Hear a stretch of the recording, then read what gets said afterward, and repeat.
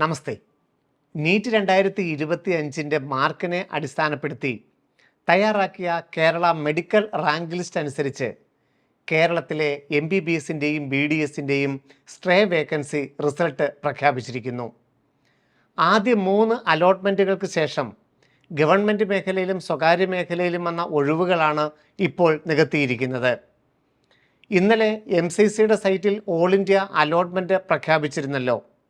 അതിൽ ഉൾപ്പെട്ട വിദ്യാർത്ഥികളെ ഒഴിവാക്കിയാണ് കേരള മെഡിക്കൽ റാങ്ക് ലിസ്റ്റിനനുസരിച്ച് ഇപ്പോൾ ഈ സ്ട്രേ വേക്കൻസി അലോട്ട്മെൻറ്റ് പ്രസിദ്ധീകരിച്ചിരിക്കുന്നത്.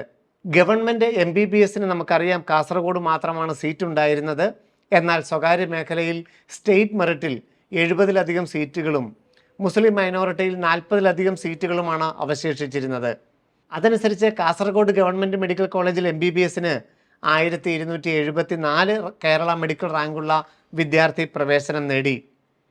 സ്വകാര്യ മേഖലയിലെ MBBSന് കഴിഞ്ഞ വർഷം 10,100 വരെയാണ് റാങ്ക് പോയിരുന്നതെങ്കിൽ ഈ വർഷം സീറ്റ് വർദ്ധിച്ച സാഹചര്യത്തിൽ 11,631 കേരള മെഡിക്കൽ റാങ്ക് വരെ സ്റ്റേറ്റ് മെറിറ്റിൽ തന്നെ കേരളത്തിൽ സ്വകാര്യ മേഖലയിൽ MBBS പ്രവേശനം നേടിയിട്ടുണ്ട്. മുസ്ലിം മൈനോറിറ്റി സീറ്റിലാണ് ഈ വർഷം ഏറ്റവും വലിയ വർധനവ് രേഖപ്പെടുത്തിയിരിക്കുന്നത്. 15,897 കേരള മെഡിക്കൽ റാങ്ക് ലിസ്റ്റുള്ള മുസ്ലിം മൈനോറിറ്റി വിഭാഗത്തിലുള്ള വിദ്യാർത്ഥിക്കും ഈ സ്ട്രേ വേക്കൻസി വഴി സ്വകാര്യ മേഖലയിൽ MBBS സീറ്റിന് പ്രവേശനം ലഭിച്ചു. കേരളത്തിലെ ഗവൺമെൻറ് മേഖലയിലെ BDS ഏതാണ്ട് 4,700 കേരള മെഡിക്കൽ റാങ്ക് വരെയും self financing BDS 33,000 Kerala medical rank വരെയുമാണ് സ്ട്രേ വേക്കൻസിയിൽ അലോട്ട്മെൻറ്റ് ചെയ്യപ്പെട്ടിരിക്കുന്നത്. ഇപ്പോൾ പ്രൊവിഷണൽ ലിസ്റ്റാണ് കേരള വെബ്സൈറ്റിൽ ce.kerala.gov.in എന്ന വെബ്സൈറ്റിൽ പ്രസിദ്ധീകരിച്ചിരിക്കുന്നത്. ഏതെങ്കിലും ആക്ഷേപങ്ങളുള്ള പക്ഷം നാളെ ഉച്ചയ്ക്ക് മുമ്പായി നിങ്ങൾക്ക് ഇമെയിൽ വഴി അറിയിക്കാവുന്നതാണ്. നാളെ വൈകുന്നേരത്തേക്ക് ഫൈനൽ ലിസ്റ്റ് പ്രസിദ്ധീകരിക്കുകയും 17-ാം തീയതിക്കും 20-ാം തീയതിക്കും ഇടയ്ക്ക് കോളേജുകളിൽ നേരിട്ട് ചെന്ന് പ്രവേശനം ഉറപ്പാക്കുകയും ചെയ്യാം. കേരളത്തിലെ ഗവൺമെൻറ് മേഖലയിലെയും സ്വകാര്യ മേഖലയിലെയും MBBSൻ്റെയും BDSൻ്റെയും അവസാനഘട്ട അലോട്ട്മെൻറ്റാണ് പ്രസിദ്ധീകരിച്ചിരിക്കുന്നത്. ഈ ലിസ്റ്റിൽ ഉൾപ്പെട്ടിരിക്കുന്ന വിദ്യാർത്ഥികൾ നിർബന്ധമായും അതാത് കോളേജുകളിൽ ചെന്ന് ഫീസ് അടച്ച് അഡ്മിഷൻ ഉറപ്പാക്കേണ്ടതാണ്. ഏതെങ്കിലും കാരണവശാൽ അഡ്മിഷൻ എടുക്കാൻ സാധിക്കാതെ വന്നാൽ ലിക്വിഡേഷൻ ഡാമേജിൻ്റെ പരിധിയിൽ ഉൾപ്പെടുത്തുന്നതാണ്.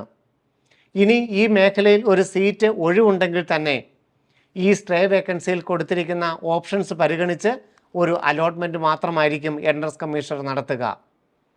കേരള എൻട്രൻസിൻ്റെ ഏറ്റവും ലേറ്റസ്റ്റ് ആയിട്ടുള്ള സ്ട്രേ വേക്കൻസിയുടെ റിസൾട്ട് അറിയുന്നതിനായി കേരളയുടെ വെബ്സൈറ്റിലെ അലോട്ട്മെൻറ്റ് ലിസ്റ്റ് പരിശോധിക്കാവുന്നതാണ്. നീറ്റ് 2025 ഈ കഴിഞ്ഞ മെയ് 4-ാം തീയതി ആയിരുന്നു. അതിനുശേഷം ഇന്ന് നവംബർ 15-ാം തീയതിയോടുകൂടിയാണ് കേരളത്തിൻ്റെ മെഡിക്കൽ പ്രവേശനം ഏതാണ്ട് പൂർണ്ണമാവുന്നത്.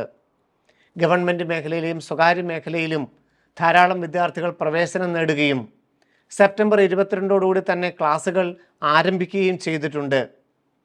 തീർച്ചയായിട്ടും ഈ സ്ട്രേ വേക്കൻസിയിൽ ഉൾപ്പെടെ പ്രവേശനം നേടിയ ഓരോ വിദ്യാർത്ഥികൾക്കും വേണ്ടിയുള്ള എല്ലാവിധ ആശംസകളും നേരുന്നതോടൊപ്പം തന്നെ മറ്റു കോഴ്സുകളിൽ ചേർന്നിരിക്കുന്നവർ, 2026 വേണ്ടിയിട്ട് തയ്യാറെടുക്കുന്നവർ, അതുപോലെ തന്നെ മറ്റു കോഴ്സുകളിലേക്കൊക്കെ പ്രവേശനം നേടുന്ന വിദ്യാർത്ഥികളെയും എല്ലാം ബ്രില്യൻ കുടുംബാംഗങ്ങൾക്ക് വേണ്ടിയുള്ള എല്ലാ ആശംസകളും അറിയിക്കുന്നു.